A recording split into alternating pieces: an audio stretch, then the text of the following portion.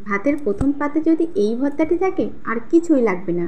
চোখের জল নাকের জল সমান হলেও খাওয়া কিন্তু বন্ধ যাবে না। আপনাদেরকে গ্যারান্টি দিয়ে বলতে পারি, একবার যদি এই ভর্তাটি বানিয়ে খান, দ্বিতীয় দিন কিন্তু বানাতে ইচ্ছে করবে। এতটাই টেস্টি হয় এই ভর্তা। নমস্কার বন্ধুরা, আমি সুনিতা। আজ আপনাদের দেখাবো কাঁচা লঙ্কার ভর্তা বানিয়ে। আমার মতো যারা ঝাল খেতে খুবই ভালোবাসেন তারা কিন্তু একবার এটা বানিয়ে দেখতে পারেন। একবার বানালে দ্বিতীয় দিন কিন্তু বানাতে ইচ্ছে করবে, এতটাই টেস্টি হয়। এই ভর্তাটি থাকলে আর কিছুই লাগবে না। ভিডিওটি প্রথম থেকে দেখুন, আশা করছি ভালো লাগবে। তাহলে চলুন দেখে নিই। আমি এখানে কাঁচা লঙ্কা নিয়েছি। কাঁচা লঙ্কাগুলোকে প্রথমে পরিষ্কার জল দিয়ে ধুয়ে নিয়েছি। এরপর এটাকে কেটে নেব।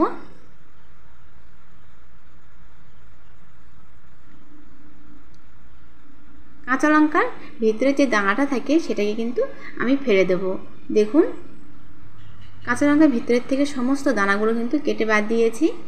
আর এখানে নিয়েছি চিংড়ি মাছ খুব অল্প করে, আর এখানে 5টা থেকে 6টা আছে রসুনের শুঁটি।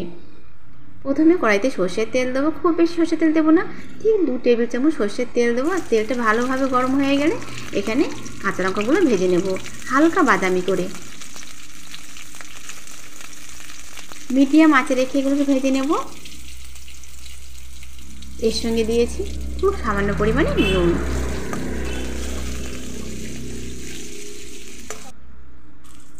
এগুলো আমার ভাজা হয়ে গেছে, হালকা বাদামি করে ভেজে নিয়েছি। আমি এখানে প্রায় 50 গ্রাম কাঁচা লঙ্কা নিয়েছি। আর এখানে কিন্তু লঙ্কাটা কিন্তু কম বেশি আপনারা দিতেই পারেন। হালকা বাদামি করে ভাজা হয়ে গেছে। এরপরে একটা প্লেটে নামিয়ে নেব।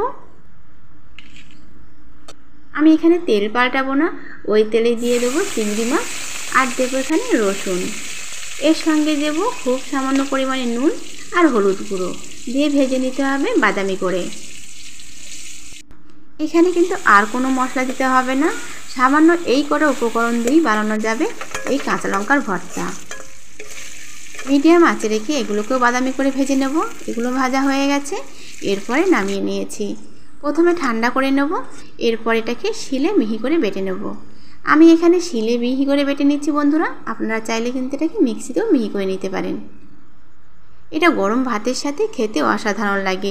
বিশেষ করে যারা আমার মতো একটু ঝাল খেতে ভালোবাসেন তারা কিন্তু ভীষণই ভালোবাসবে। আর একবার এইভাবে বানিয়ে দেখুন বন্ধুরা, এর টেস্টটা যে এতটাই সুন্দর হয় বন্ধুরা, আপনারা যদি না বানান বুঝতেই পারবেন না যে এত সুন্দর টেস্ট হয়। এটাকে ভালোভাবে মিহি করে বেটে নিয়েছি।